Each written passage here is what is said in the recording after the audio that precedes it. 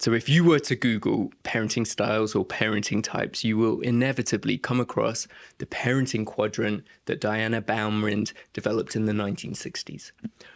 Her work was based on the research of Earl Schaefer. It's considered the gold standard of all things parenting styles, and it's actually what I was taught in grad school. The quadrant consists of these two intersecting axes. One is called responsiveness and the other is called demandingness. As you can see, you get these 4 different boxes and these 4 different styles of parenting: authoritarian, authoritative, permissive, and neglectful. Now, these are fantastic guideposts, but where do all of the other parenting styles fit in? Where is tiger parenting on this quadrant? Where's dolphin parenting or jellyfish parenting? In order to make sense of all of these different parenting styles, and there seems to be a new one coming out every month, I did a deep dive and deconstructed this parenting quadrant to make 5 dials of parenting, which have really helped me understand everything that I need to know about parenting. If you understand more about your parenting style as I describe these scales, that would be wonderful. But the most important thing to hold on to and listen out for is psychological autonomy. If you want to find out your parenting style or find out if you're parenting with anxiety, take our helicopter parent quiz. The link's below. We now have 5 dials of parenting: warmth, acceptance, control of behaviors, control of autonomy, and expectations. The dial of warmth refers to the emotional connection and expression of affections that parents have towards their children. A warm, nurturing environment helps children feel secure, loved, supported, which is obviously important for their emotional well-being and their development. Acceptance is about recognizing and embracing your child's unique qualities, strengths, and weaknesses. By accepting them and creating this non-judgmental environment, you create a safe space for your child to grow and develop their sense of self.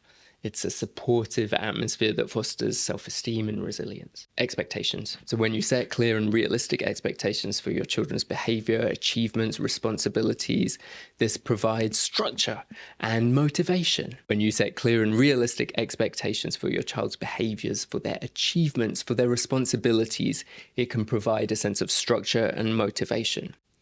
High but achievable expectations can inspire your child to strive for success and reach their full potential. Expectations have to be communicated clearly so that your child knows what you expect of them. So control of behaviors is traditionally thought of as setting boundaries and enforcing rules, and sometimes goes into discipline and consequences. But before we even get to that stage, parents are controlling their children's behavior to keep them alive. It's essential, right? No, don't touch the oven, honey, it'll burn you. Don't stick your fingers in the socket, that's bad. Right? We are controlling behaviors all of the time, and ideally as our children get older, we want to control those behaviors less. And sure, it does also mean discipline and consequences, but really we're trying to keep them alive. Control of autonomy is the big one. It's about setting limits, but giving your child enough freedom to explore and make their own decisions. By providing this sense of autonomy, you encourage your child to develop independence, problem-solving skills, and healthy responsibility. However, it's essential to sort of adjust this as your child grows and matures. So no matter what name you give your parenting style, really what we're talking about is where these dials are on each of the scales. A high achievement parent or a tiger parent is obviously going to have the dial for expectations set at a really high level.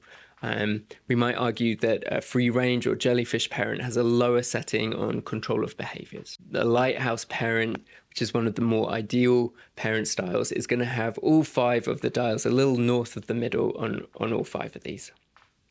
So what I like about the parenting dials is that no one gets put in a box. There's an infinite number of different combinations of settings on these dials, just as there's an infinite number of parents on the planet. I like dials because they're adjustable. We're not locked into any one particular box, and we can choose to focus on any one of the dials whenever we want. We can choose to be more accepting. We can choose to be more warm. We can work on setting limits and turn up the dial on control of behaviors when we need to. So for me, this is much more fluid and much more flexible than a box with a name on it. Chronic anxiety really impacts the way we approach parenting, and in particular, I believe it can crank up 3 of these dials without us really knowing. It can get us into huge difficulties, cause problems for our kids, put strain on our family, because I think when there's too much chronic anxiety, these 3 dials get cranked up. I think anxiety is behind having too high expectations. I think anxiety is behind having too much control of behaviors. And anxiety is definitely behind control of autonomy. This isn't all therapist mumbo jumbo. Let me show you some research by Professor Lawrence Steinberg. He did this massive review of 25 years or so of research into parents and teenagers. And what he discovered was a theme that went through all of these studies. There must have been hundreds or thousands of hours of experiments and studies.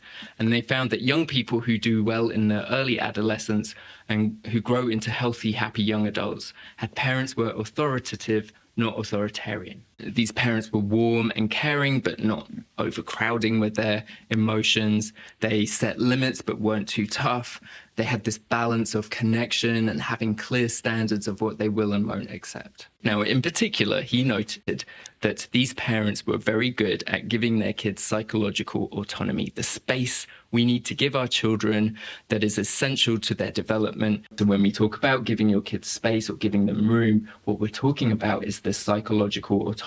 And it's now scientifically proven that children need this psychological space to develop all of the skills that they need to be happy adults. And it is informed directly by your parenting style.